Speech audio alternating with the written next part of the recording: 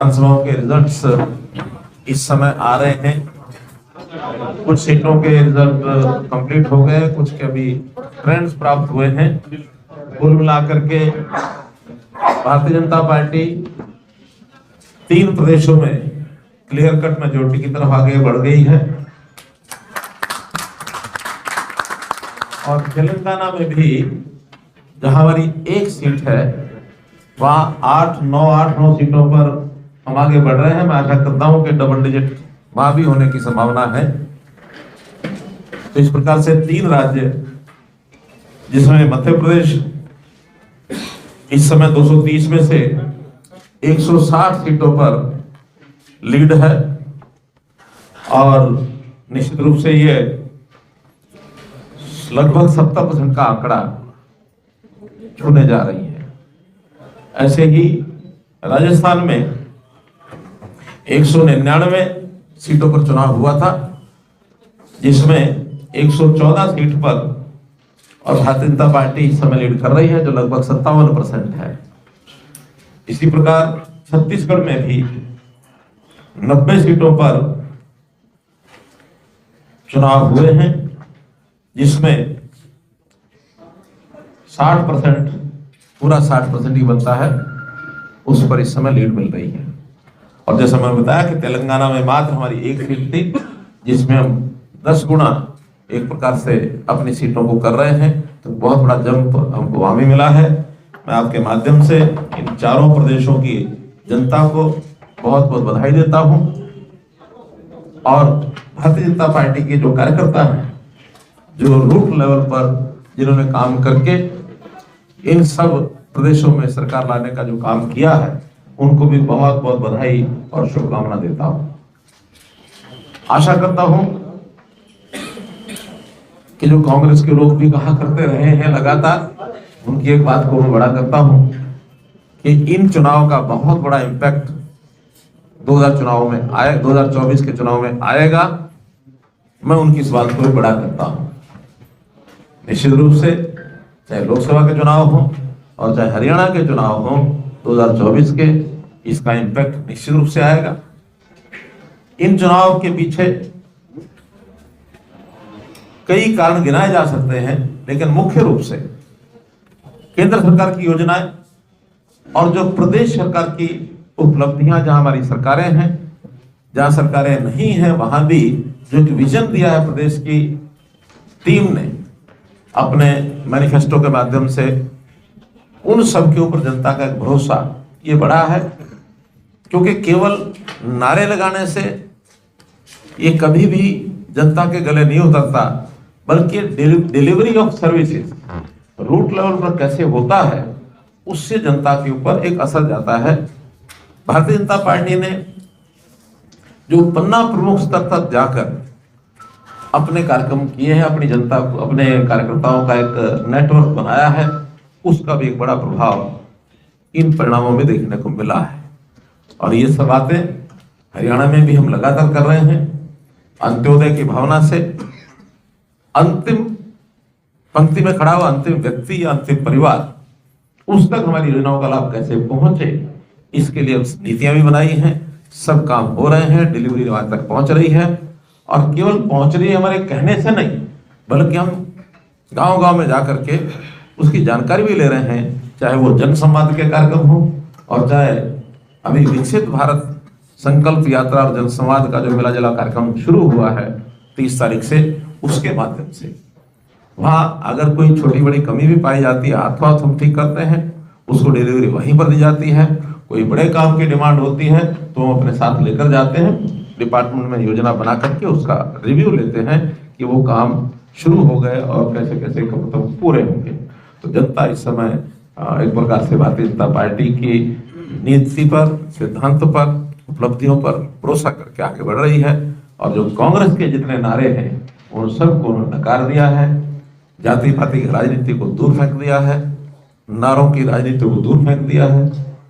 उपलब्धियां और नीतियां भारतीय जनता पार्टी फिर विजयी हुई है। धन्यवाद। सर, जिन राज्यों में बीजेपी की प्रचंड जीत, अब गठबंधन को लेकर भी क्या भारतीय जनता पार्टी हरियाणा में एक बार फिर से सोच सकती है? देखिए, नीतिगत विषय जो होते हैं वो समय पर जैसी आवश्यकता होती है उस हिसाब से किए जाते हैं। आखिरी हमारा गठबंधन कोई चुनाव से पहले तो नहीं था, आवश्यकता पड़ी थी तो हमने चुनाव के बाद गठबंधन किया था। आवश्यकताएं कैसी होंगी ये नीतिगत निर्णय जब होंगे तब आपको पता लगेगा। तो जीत के बाद क्या कोई रणनीति में कोई बदलाव होगा? हरियाणा की रणनीति में कोई बदलाव? रणनीति वही होती है जो समय पर बताई जाए, पहले बताई नहीं जा सकती। जिस प्रकार से ये परिणाम आया सर, तो ऐसा माना जा, ऐसी चर्चाएं चल रही है कि लोकसभा के साथ ही विधानसभा के भी चुनाव हो सकते हैं, ऐसा कुछ है सर? या समय पर ही करवाने की तैयारी? हम हर बात के लिए तैयार हैं। जैसे देश भर में एक मुहिम चलाई गई है कि चुनाव सब एक समय पर हो जाए, लेकिन चूंकि एक बड़ा कार्यक्रम है, इसमें लोकसभा और उसमें पीपल्स रिप्रेजेंटेटिव एक्ट जो होता है उसमें परिवर्तन करना, चुनाव आयोग के साथ बातचीत करना, तब तो सारे देश में संभव होता है। लेकिन हमारा चुनाव चूंकि नजदीक है, इसलिए अगर केंद्रीय नेतृत्व और चुनाव आयोग एक साथ कराएंगे तो हम तैयार हैं, नहीं कराएंगे अलग अलग समय भी कराएंगे तो 4 महीने का अंतर है, उसके हिसाब से कराएंगे। सर, विपक्षी कांग्रेस पार्टी आरोप लगा रही है कि विकसित भारत संकल्प यात्रा में सरकारी मशीनरी का जबरदस्त दुरुपयोग हो रहा है। भारतीय जनता पार्टी सत्ता में होने के कारण अपनी पार्टी का प्रचार प्रसार कर रही है। कोई दुरुपयोग नहीं है। विकसित भारत संकल्प यात्रा एक सरकारी कार्यक्रम है। हम अपने देश के बारे में जो सोचते हैं, कांग्रेस ने जब से कांग्रेस बनी है कभी सोचा तक नहीं है कि देश को विकसित भी करना है। दुनिया में अभी मात्र 37 देश विकसित देशों की श्रेणी में आते हैं, बाकी सब विकासशील हैं। हम भी अभी विकासशील देशों की श्रेणी में आते हैं। लेकिन देश की आजादी के 100 वर्ष पूरे होने पर 2047 में हमारा देश विकसित श्रेणी की जो सूची है उसमें शामिल हो जाए, हम उस क्लब में शामिल हो जाए। तो इसके लिए सरकारों को भी काम करना है, जनता को भी काम करना है। जनता को प्रेरित करने के लिए, जनता को आगे बढ़ने के लिए, देश के प्रति लगाव कैसे बने उसका एक प्रकार से आह्वान करने के लिए सरकारी कार्यक्रम है। इसमें कोई पार्टी का कार्यक्रम नहीं है कि पार्टी इसको कर रही है, सरकार कर रही है। डिप्टी कमिश्नर इसके नोडल होते हैं, इसलिए ये जो थोथा आरोप है इसको मैं नकारता हूँ। सर, राजस्थान में कांग्रेस जो सरकार थी 500 रुपए का सिलेंडर दे रही थी, अब हरियाणा के लोगों की भी यही मांग उठने लगी है कि यहाँ भी सस्ता दिया जाए। बीजेपी ने 400 का ऐलान किया। समय समय पर जिन चीजों की आवश्यकता होती है जिस प्रदेश में वो हम करते हैं। ऐसा नहीं है कि सब प्रदेश की योजनाएं एक साथ होती हैं। आखिर हमने गरीब आदमियों के लिए 1000 किलोमीटर की यात्रा मुफ्त कर दी है, वो किसी और प्रदेश ने तो नहीं की है। हमने अपने यहाँ ओल्ड एज पेंशन 3000 रुपया मासिक ये देने की बात कही है, और तो किसी ने नहीं की है। हमारा प्रदेश करों से मुक्त हो गया है और कोई प्रदेश तो नहीं है। इसलिए किसी प्रदेश के साथ नकल करके चलना ऐसा नहीं होता। अपने अपने प्रदेश की स्थितियों से कैसे क्या, हमने बीपीएल इसकी सीमा 1,80,000 रुपए कर दी है, बाकी प्रदेशों में तो आज भी 1,20,000 है। तो हर प्रदेश की अपने वहां की कैसी स्थिति होती है उस हिसाब से योजनाएं बनती हैं। हमने बढ़िया से बढ़िया योजनाएं बनाई हैं, आवश्यकता पड़ने पर और भी बनाएंगे। आखिर तो विधवा पेंशन ये किसी प्रदेश में लागू नहीं की है। आखिर तो 45 साल की आयु तक शादी नहीं हो पाती ऐसे महिला पुरुष सबके लिए पेंशन लागू कर दी है। आखिर तो कैंसर पीड़ित क्लास 3 क्लास 4 इनकी पेंशन लागू कर दी है।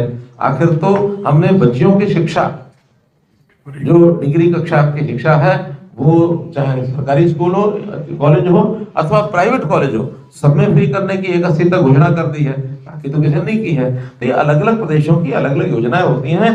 कुछ योजनाएं उनकी अच्छी हैं, हम अडॉप्ट करेंगे, हमारी अच्छी योजनाएं वो अडॉप्ट करेंगे। क्या योजनाएं कुछ और भी आ सकती हैं चुनाव तक?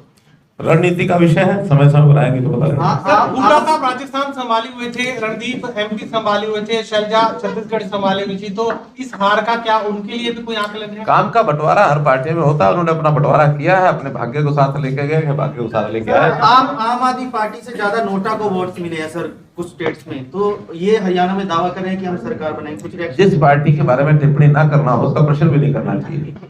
सर, हरियाणा में भ्रष्टाचार काफी है, भाजपा नेताओं को घूस देनी पड़ रही है। क्या करना? भाजपा नेताओं को भी घूस देनी पड़ रही है अपने काम कराने के लिए, इतना भ्रष्टाचार है। चलिए, आपके पास कोई अगर ऐसा एग्जाम्पल हो तो मुझे अकेले में बता देना। नहीं, पूरे मीडिया में आई है सर। मैं कहता हूँ आप बता देना मुझे। सर, अंतिम व्यक्ति तक अपनी योजना पहुंचाने के लिए निरंतर आप लोग प्रयास कर रहे हैं, हालांकि अंतिम व्यक्ति तक अभी तक भी वो लोग लाभान्वित नहीं हो पा रहे कि व्यक्ति तक जो आपकी घोषणाएं हैं, जो आपकी योजनाएं हैं, वो पूरी तरह उन तक नहीं पहुंच पा रहे, उनको जानकारी। ऐसी जानकारी आपको कितनी है मुझे पता नहीं। मुझे जानकारी है कि जो राशन कार्ड इस प्रदेश में 26 लाख 27 लाख ही तक मैक्सिमम होते थे, आज वो 38 लाख राशन कार्ड हो गए। जो पेंशन, ओल्ड एज, विधवा पेंशन अथवा अन्य प्रकार की पेंशन, वो सब 26-27 लाख होते थे, वो 40 लाख लोगों तक पहुंचनी शुरू हो गई है। आयुष्मान के कार्ड 80 लाख लोगों के बन गए हैं, 1,41,00,000 का हमारा टारगेट है। तो आप ये बेशक कहते रहे कि अंतिम तक नहीं पहुंची, हमें मालूम है कहां तक पहुंची है और कितना लाभ हो चुका है। इस आयुष्मान का 1080 करोड़ रुपया हम जो है अस्पतालों को रिइंबर्स कर चुके हैं। तो आखिर अंतिम व्यक्ति तक चीजें पहुंची तभी किया है। सर, देश में बीजेपी का हौसला बढ़ा है, तो क्या अब SYL के पानी के लिए भी हरियाणा और ज्यादा उम्मीद कर सकता है? इसका कोई उससे संबंध नहीं है, क्योंकि दो प्रदेशों का विवाद है और सुप्रीम कोर्ट में पहुंचा हुआ है। सुप्रीम कोर्ट अंतोगत एक निर्णय कर चुका है, उसके उस ऑर्डर का एग्जीक्यूशन ये सुप्रीम कोर्ट ने करना है। जैसे ही एग्जीक्यूशन का ऑर्डर आ जाएगा तो जिस भी स्थिति में वो आएगा उस स्थिति में सरकारों को उसको लागू करना ही पड़ेगा। बहुत बहुत धन्यवाद। पत्रकारों के लिए हाँ सर, कैशलेस इलाज वाली 5 साल से सुन रहे हैं। देखिए, अभी उसमें से एक लिमिट की हमने की है कि जिनकी आय कम है उनकी लागू करती है, जिनकी आय थोड़ी ज्यादा है उनके साथ बैठ के बात करेंगे। बहुत बहुत धन्यवाद।